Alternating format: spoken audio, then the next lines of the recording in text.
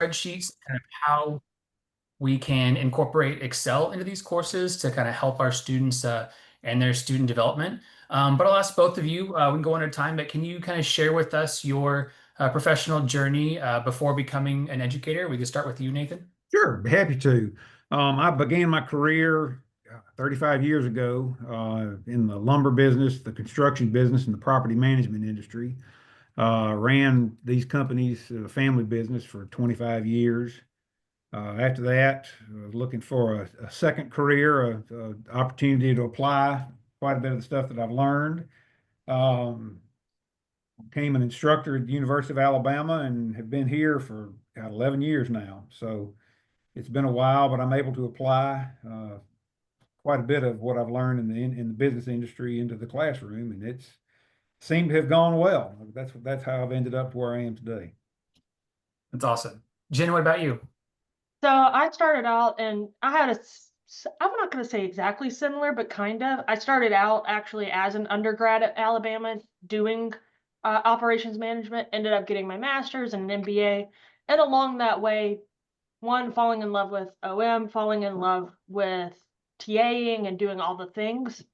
And so much so that I taught my last year an MBA.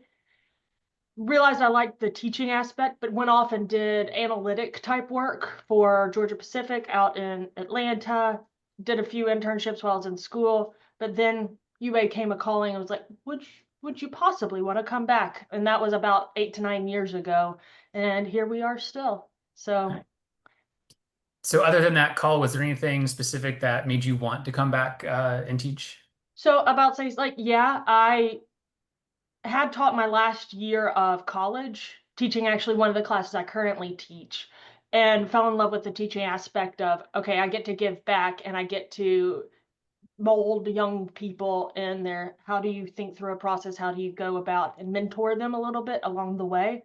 And I fell in love with that aspect.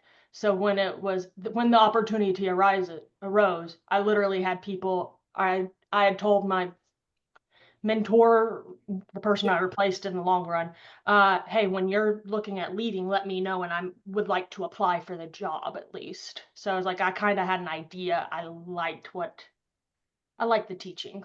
Nice. Nathan, what about you? What was your calling back into the teaching? Well, man, while I was in my business, I did quite a bit of training in the business. I would train new employees. I trained people who were upscaling. I found myself regularly being the trainer. I also taught Sunday school, and just I was always in the teaching mode, even in my working world. And when this opportunity came up to make the teaching mode the mode of employment, I jumped at the chance. So that's kind of I've always been teaching. Yeah, it just sounds like it comes naturally to Yeah. you. Yep. All right, so before moving on, we have a poll question coming up. So we're going to ask and kind of gauge who of our attendees is currently using Excel in their classroom. You can go ahead and take some time to answer that on the screen.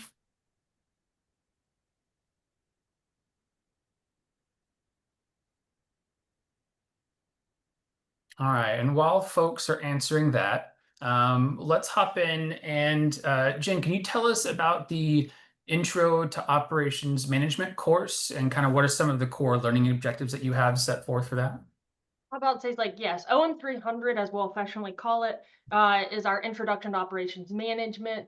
It's a service class, so it gets taught to literally every single business student at the University of Alabama. So that means we have approximately 2,000 people take the class in a given calendar year, somewhere along that. Okay, maybe more like 1,500, I think. But that means we teach everybody from operations management students, statistics students, MIS students, to management, marketing, general business. And we're teaching them general operations concepts, whether that's, okay, let's talk about how do you do inventory? How do you manage that? How do you manage quality? How do you build quality into a system? And a lot of questions we have to ask are, okay, I'm going into marketing. Why do I care about operations? I'm not making anything. Like, yes, you do care, and this is why. And so we get a lot of we try to cover those. Mhm. Cover a lot of not a lot, we do a smidge of analytics in there, and we end up using Excel to teach our analytics, because that's one thing that our corporate partners have come back and said in the past 5+ years of our kids need to understand analytics a little bit, a teensy bit more, and we used Excel as our method to get there. Okay. So in addition to that, was there anything else that made you feel the importance of introducing Excel into that OM 300 course? For me, it was personal. From especially when I came in, it was very much I never did any of this by hand. Why are we not at least exploring the idea of using Excel and teaching them how it can be used? Because I remembered myself in OM 300 when I was taking it, and I was using Excel to do my homeworks because I was like, this is the same math over and over and over. Why don't I build a model type and boom, I can do my homework. So that's where it started as a seed there. And then it grew when we had other corporate partners coming back and telling us, hey, we need them to know a little bit of analytics. Okay. And so why did you choose Excel as the place to start for these students? Excel was chosen for a variety of reasons. The ones we controlled were mainly it's widely accessible and everybody uses it. Sure. Well, and too, and if you'll look at most of your SAP, Cisco, all of your other systems that companies run as a platform alone, most of them have a foundational basis very similar to what Excel does as a model. And if you can get them comfortable with an accessible tool like Excel, when they step into the business world, they'll be able to take this secondary system that the company's already using and use their Excel knowledge to apply in this new system. And so it's a very almost a ubiquitous foundation that we found. Right. And yeah, I think even as all these tools pop up that are super powerful, Excel is still just the standard in the business world. So I like that. Well, let's talk about like how you implemented Excel into these courses. Like, where did you start, and how has that process gone of like introducing it to students? I mean, I'll jump in on that. I mean, when we introduced it, I always try to introduce Excel, and the students who are terrified of it, I try to get them comfortable with it. And I say, look, use it as a glorified calculator. Start there. It's not a system. It's not a program. Don't worry about all of the functions it'll do. Let's just start with 2 + 2 and then go from there. And if we can get them comfortable in the early stages, they become very proficient at it, and they realize real quickly what a powerful tool it is. I think it's just the introduction and the comfort level. For those kids who are already comfortable and already proficient, we just apply, this is where it can be applied, and just more tools in their tool chest if you allow. But it's the introduction is more of just let's provide these kids with a comfort position more than anything else. Sure. Yeah, because kind of jumping on that, we've seen, especially throughout the years, especially after we formally introduced Excel into the classroom, I know we've seen kids go from terrified of Excel, never going to use it, never, because we give them Excel access on our exams too. And now basically at least all of my kids will at least use Excel in some way for even part of their exams when they don't have to. So they've gotten to that comfort level that they're like, this actually makes sense. This makes my life a lot easier. Yeah, that's really cool. Yeah, getting that comfort level, I think, is a big deal. But let's kind of dig into maybe one of the assignments that you are using in your class. But we also have, I think, another poll question that will run while that's getting set up. I believe, or am I reading this wrong? I'm sorry. Yeah. Got my notes scribbled up. Nope, let's just hop into that assignment. Okay, give me one moment. Have to click share. There, you should be able to see it, I believe. I can see it. Perfect. So this is kind of, we have a general template for our OM 300 assignments. Most of our assignments, most of them are given in class, so we call them in-class assignments. They're supposed to take 10 to 15 minutes. Usually our students get 1 to 2 submissions on the assignment per, because we want them get in and get out. they're usually pretty easy. Before we even get to the actual assignment in and of itself, we'll actually teach them or go through an Excel example that's relatively similar and teach the material. And then they get quote unquote, tested on it using an Excel template that we provided. So here's kind of one of the questions and assignments we've used in the past. It's on factor rating method, which is basically a weighted average of scores, where basically we've come in and created instructions. Typically, a lot of them are kind of like based on something out of my brain or something from our book that I can kind of meld into here.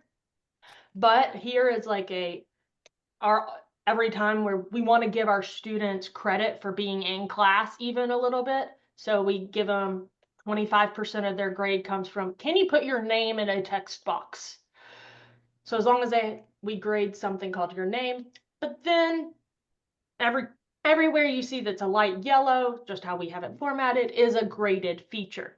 And typically, there we go, I have everything protected that I don't want them to do. And that's because I don't want them to be able to go over and do a formula and then do in somewhere else and then reference it and get questions wrong. So the graded areas here, it's supposed to be just a simple sum product if we're being honest. And they can input it 3 times, they can input it once and drag it. Either way, how we have it graded is perfect. But I will say one of the things we do is we say, okay, was there a formula for grading purposes? Was there a formula and was it the right, and did it produce the right answer? And they get credit for both of those. So that, you know, if a student just types in this case, 37.12, they'll get partial credit, but they won't get full credit because we said, you know, calculate the total weighted score for each provider. So that's one of the ways we kind of do it. And then you can see here where we have another option of, okay, we have our weighted scores, we apply it then. Who would you want to go with? And in this case, you know, highest one wins. And we've actually data validated it to be, okay, what are the 3 options you would want to choose from? So it's, again, supposed to be a 10-15 minute example.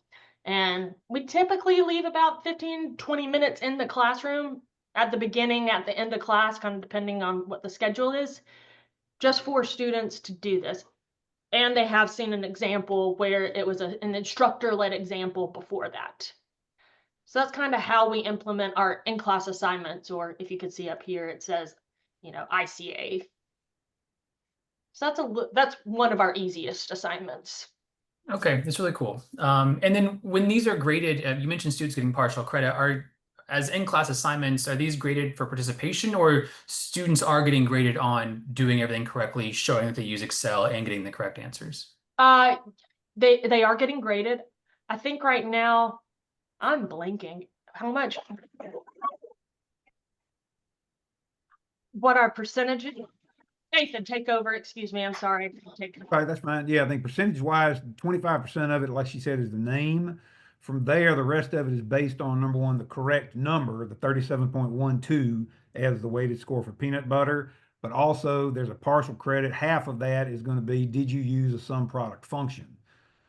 In the past, we've had students who will come in and they will do the manual addition and multiplication instead of the sum product function. Again, you'll get partial credit for that answer, but it's incorrect because we are pushing the idea of using the functions, not just using the algebraic layout. They have the opportunity to come back and ask, number one, why did I only get partial credit for it? So we get to explain to them, you did it as an algebraic function, not as a sum product Excel function. Here's what you could have done. Here, how you could have made your life easier. So the scoring can actually be set up however you see fit. If you want to put, 0% for the name or half of the percent for the name, you can make the adjustment and give the percentages to whatever scale you see fit.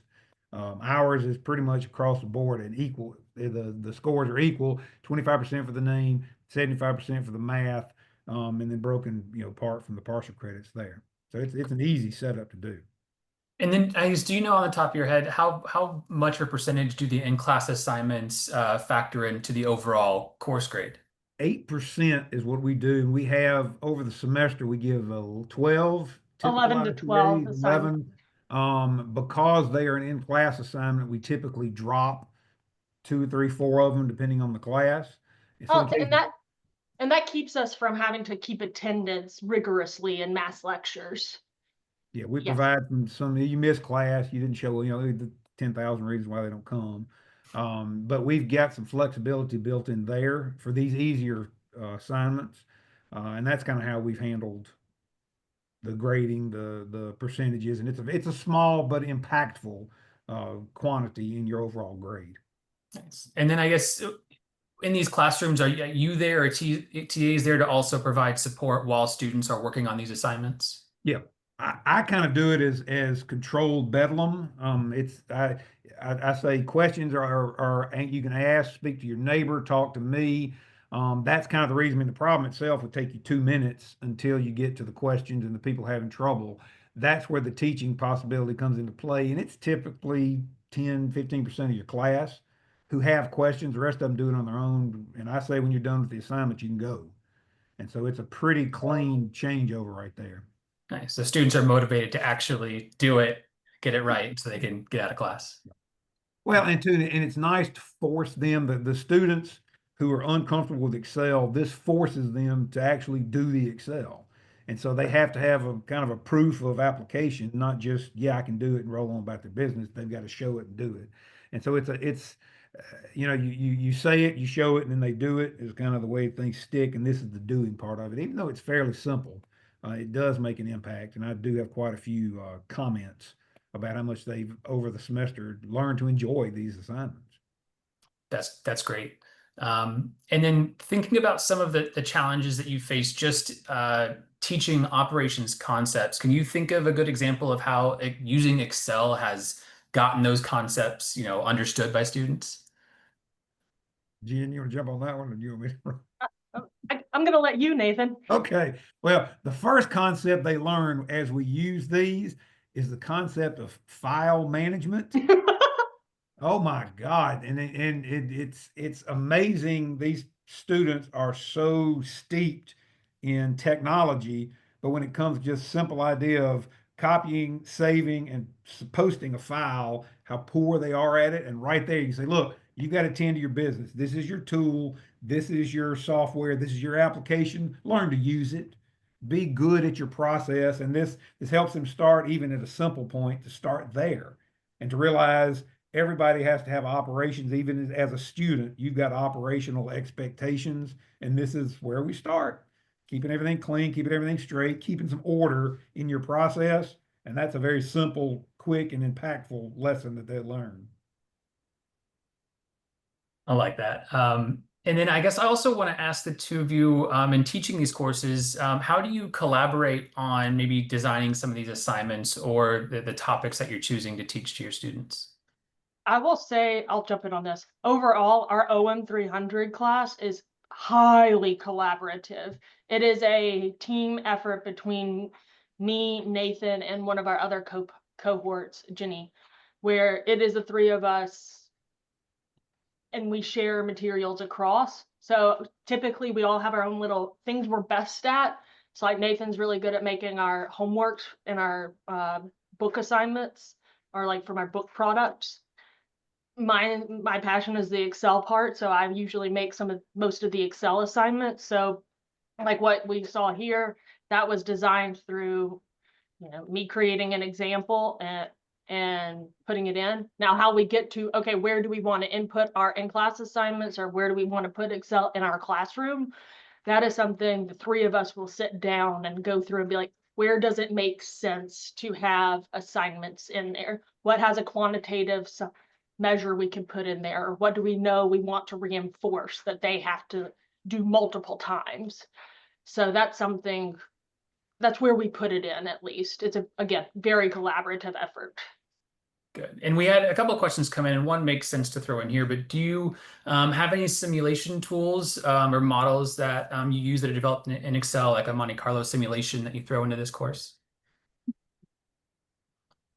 We don't have any Monte Carlo in OM 300. I've taught it in Excel without in our OM 400 level classes, where I've kind of made up scenarios and go in. But I also, teach another class where I use Excel extensively, where I use some of the things like data tables, many different advanced functions, even solver, goal seek, charts, graphs, tables, etc. That we use a lot of. But in OM 300, we're typically grading in our math lectures, okay, can you actually use the tool? Not how well can you truly use it. It's just can you? With the, as you saw in the assignment, relatively simple. Let me do something in 5 to 10 minutes, maybe 15 if they're struggling. Okay, for sure. Well, I think it's time for our second poll question for everybody that's attending. And want to get a good sense of how many students you're teaching per semester, and to, I guess, kind of help get the visual of what we've been talking about. These mass lecture classes, I think you said about 1,500 students a semester, but how many students are in each lecture at a time? We have Most up classes to, with we have up to like 350-ish. Okay. And then our smallest, so we might have one section of like 350, 3 or 4 sections, it feels like, of 200 or so. And then we finish it out with either 70 or 100 class sizes. Nathan, don't we have like 7 to 8 sections usually or something like typically that? 8, yeah, typically 8 sections. Yeah. Mhm. Wow. All right. So everybody take some time and finish that poll question for us.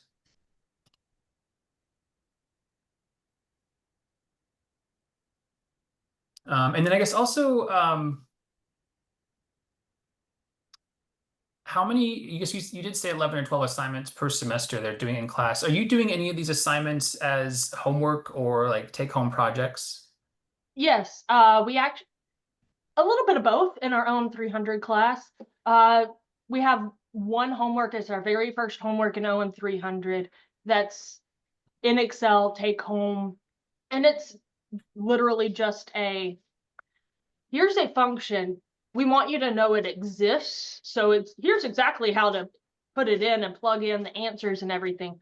We want you to know that something can be done so that then when you go out into the real world, the students can go, I don't remember what the heck we did necessarily, but I remembered we did do something. So maybe I can Google it in this day and age. Maybe I can chat GPT it and figure out what that actually was.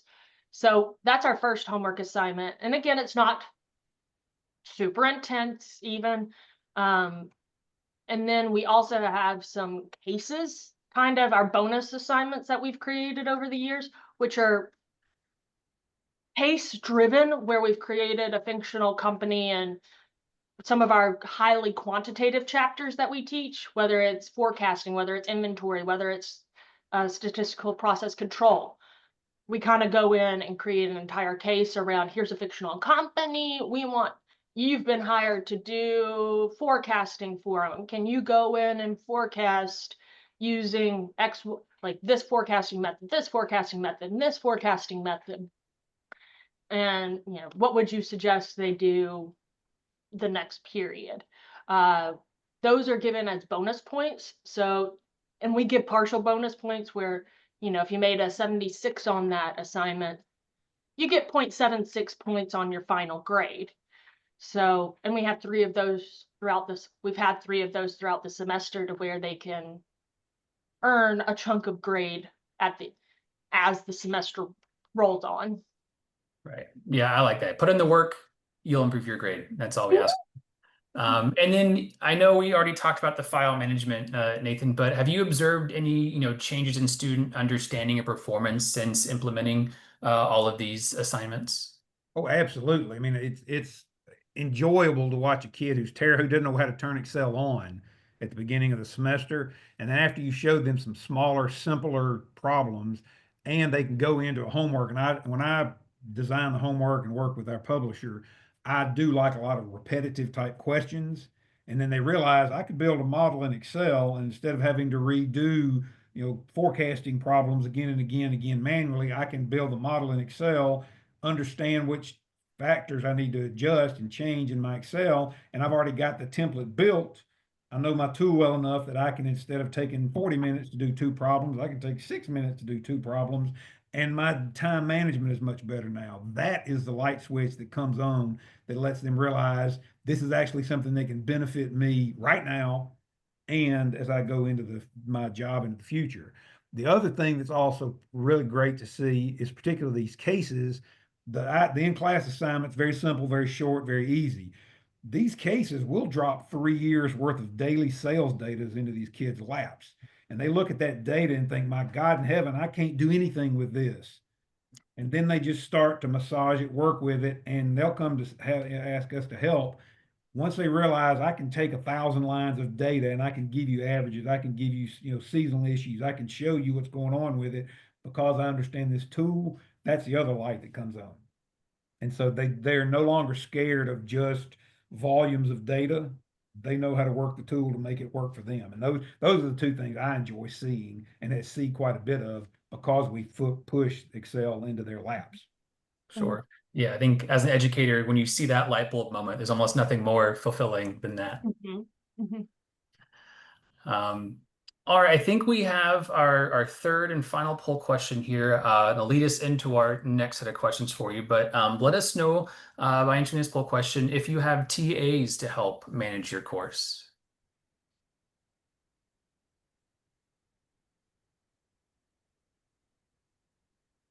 Mark on the side, what was the answers from that second poll? I didn't see the results.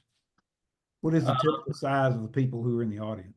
We had some courses that were average answers between 30 and 90, and then 150 and 250. So we had some smaller courses, had some bigger courses. But yeah, thanks for asking that. Class size is one of the limiting factors that we had when we were thinking of introducing Excel in the in-person section, like in OM 300 that was graded. We were like, we can't grade this by hand. We might have TA support. We can't do that by hand. Right. And even if you do have TA support, I mean, is that the most effective time of your TAs to spend grading hundreds and hundreds of assignments every week? All right, so leading into this next one, we've kind of hit on the intro course, and we're about half and half people who have TAs and who don't. So I think 6 have and 8 do not. But can you talk about the differences of teaching Excel in an intro versus a non-intro operations management course? For me, it's quite different because in OM 300, our goal is to just like expose them and be like, Excel is not scary. However, in my information technology for operations management, I want it to not be scary, but I'm going to scare them probably. I want you to understand and build massive models. I need you to be able to combine many different functions together to get a expected outcome. And I really like that, if they wanted to use an if and, they can do it. If they wanted to use an ifs, I needed that to be able to be created too. And I've actually created this class from scratch with all of my own assignments. And it's literally just, okay, what did I have to do in all of my internships? What have my, at this point, alumni gone out and done? What do my friends that have graduated and are in industry, what are they doing? So that we can apply it and these students are now ready to go once they get into that internship. Because the Excel class that I teach for my majors, it is a junior level class that probably the next semester or two, they're going to go out and have an internship. So they need to be able to build those models, impress the people that are their bosses and whatnot of, okay, I actually know what I'm talking about.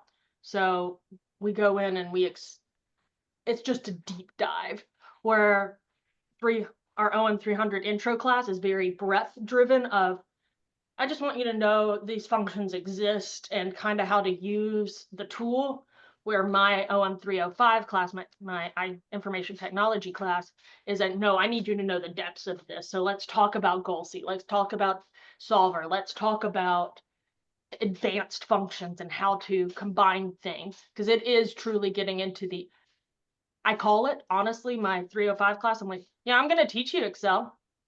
But in reality, I'm teaching you how to critically think with the guise of teaching Excel over it. So that's kind of the difference there of they're going to get really in the weeds with things, whether it's via, and I do it with, you're going to hear me talk about it, and then we're going to go into do a deep dive into, you're going to do an in-class assignment probably on it that's rather difficult, don't get me wrong, but you can talk with all of your peers. And then you're going to have a homework on it probably, and then you'll get tested on it eventually as well. So it's a very different scenario. Yeah, I think the more advanced courses are more of a modeling mindset, and where this intro course is more of just a practical, addition and subtraction calculations type of class. That's the big difference between the two, I believe. Okay.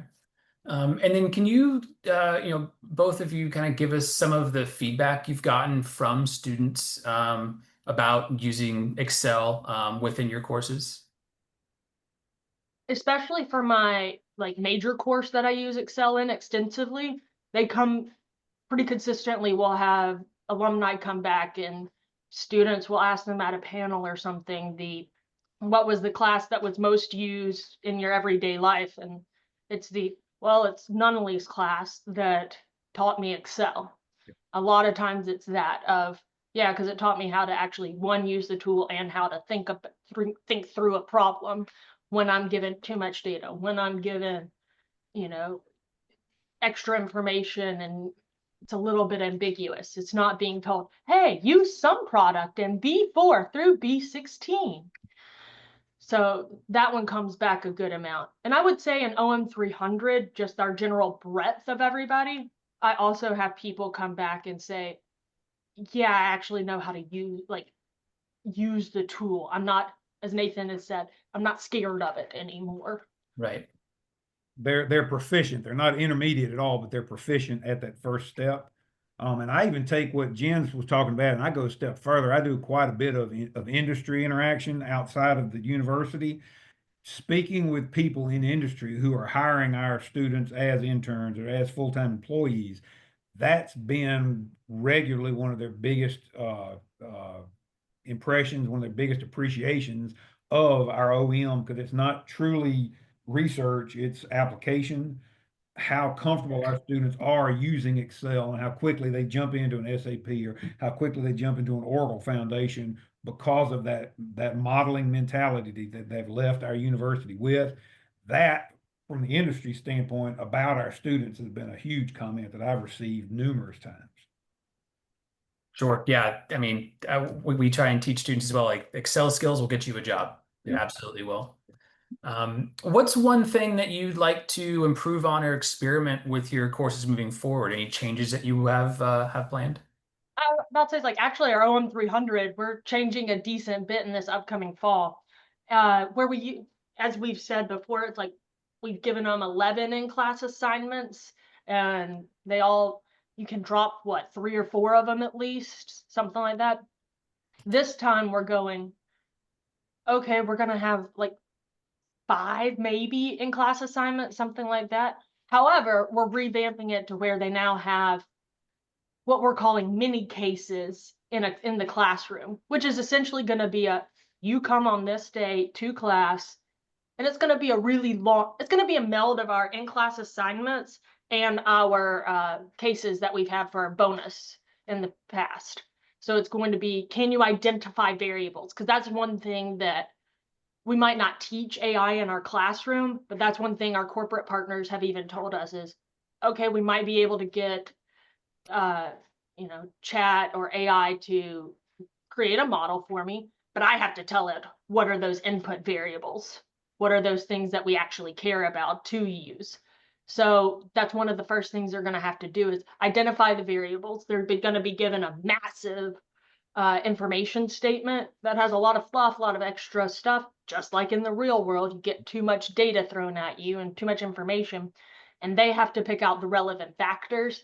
And then we kind of put it in, and they go in and create a model of sorts of, okay, well, you said you wanted to use this kind of forecasting method, or those are the data you need. Okay, I want you to do forecast it this way, and this way, and give us our error percentage.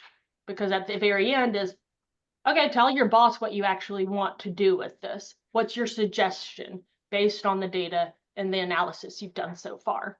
So that's our main like big change this semester. We're also looking in maybe not fall, but probably spring, moving some of those in-class assignments to random number generation.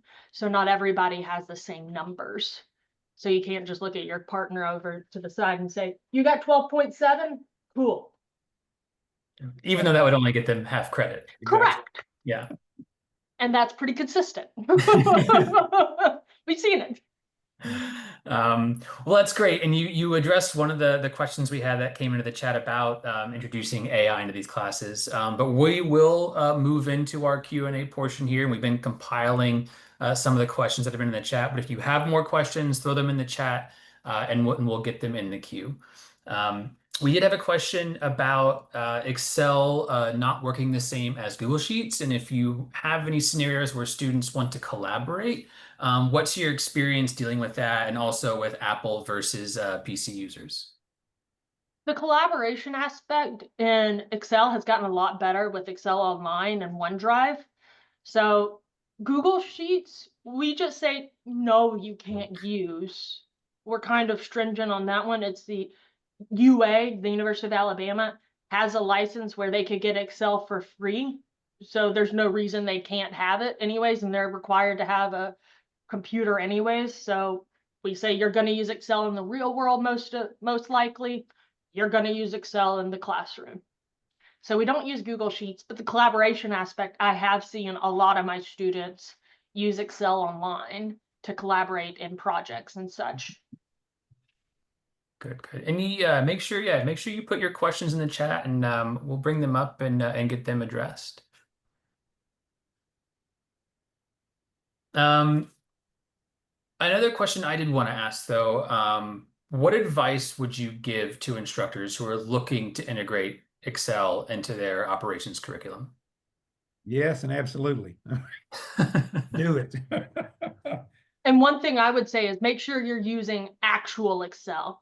I know there's been times in the past where I've tried to use a textbook's built-in something, or they're trying to teach Excel via a textbook and they give you a simulated environment. That doesn't teach students anything. That teaches them how, in my experience, it teaches them how to click, not how to apply. And that's one of the things we did, because, or why we went, honestly, with ExPrep, not making it a push, but it's why we went there, because we could create our own custom assignments and say, this is what we want you to know, please apply it. Because you're not going to, in our assignments, you're not told, hey, you must use some product, you must use some. It's the, okay, how would you find the total sales for this given data? So that's the main thing, especially that I've seen is, I haven't looked at a lot of every single publisher, but some of the publishers I have looked at in the past, the simulated environments aren't great, because again, okay, what if I wanted to do A1 plus A2 plus A3 instead of sum of A1 through A3? I want both of those to be correct in my classroom. And I don't, some of the textbooks I've seen in the past in simulated environments did not include that. And again, going kind of back to what Nathan said, if you have a simulated environment, you don't have the, let me save to my computer and understand the file structure, which has also been kind of useful, we've seen in the past. Good. And now we had a question come in. Does Excel have the capability for automated grading of formulated cells, or in any of your assignments? I might be missing something. When you say formulated cells, like formulas in a cell, is that what we mean? I'm assuming that's how I would interpret that. Yeah, I'm about to say is like, and that's primarily how we use it.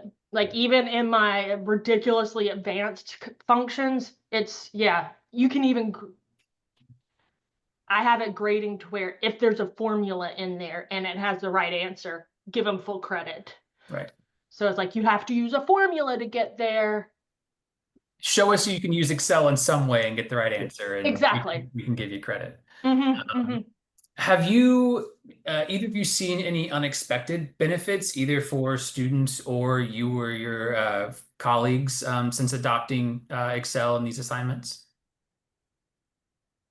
Well, I think the time application for the students has been the biggest benefit that I've seen to let them realize that they have a tool at hand that will allow them to work in a much quicker pace, but still understand the material, still apply the material, just not get honed in with having to deal with a calculator all the time. If they got to make adjustments, or if they miss the problem with Excel, they can go back and see the construction of the problem itself, make the adjustments, get the thing right, and learn why they missed the problem in the first case when they're working on their own. The other benefit that I've seen, and kind of going back to the collaboration mindset, Jen was in a positive mindset for collaboration. I think negatively on collaboration, where students share files and what have you. That's been the nicest. XPrep will flag it real quickly, saying, "Hey, you didn't download the file, or this file's got this person's name on it. Something doesn't smell right." And to be able to address that quickly on a very small, very low risk and a low return type of assignment will stop that kind of problem in the bigger assignments, because they know you're watching, they know you see it, and they know that they're specifically flagged for borrowing their friend's work, and that's been a great uh, preventer of problems down the road in my aspect. Mhm. Have you No, seen that as a big deterrent in itself, just students knowing that they can get caught? Yep, absolutely. All right, well, this is your last chance for anyone in the chat to throw questions in there while we have Nathan and Jen with us. We'll give another maybe 30 seconds or so to see if any come in. But while that happens, I guess Jen or Nathan, anything that we haven't asked about that you would want to make sure gets said on today's webinar? I think it's kind of been said before, but it's how useful Excel can be. Because I know Nathan and I came from industry, and we're very much the, okay, how do you apply? Like, here's a textbook. Yes, we're teaching you what textbook says, sure. But we would need you to actually apply this later. We want you to understand where it is. And Excel has greatly helped students see the application and be able to thrive in the working environment after the fact, even. Because where in our OM major, they've always been exposed to Excel for the longest. It's now we're able to teach every business major, at least a little bit of Excel, to where they're dangerous, as Nathan likes to say. Yeah. It can be dangerous in the application. Well, and I even see using Excel like every other tool. And coming out of the construction industry, I mean, literally, it's teaching somebody to use a compound miter saw. You can do it well. You can make beautiful cuts. You can put molding together perfectly, just like you can build a model and build a beautiful Excel exposure. Or you can cut your finger off and make absolute garbage in Excel. So I mean, it's teaching them to use an available tool and using it well. That's the trick, and that's the key.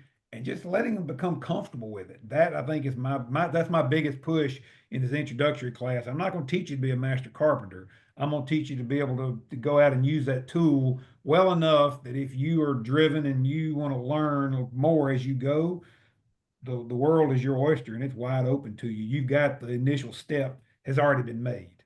Go forth and learn something good. Awesome. Well, I think that about wraps up for the things that we had today.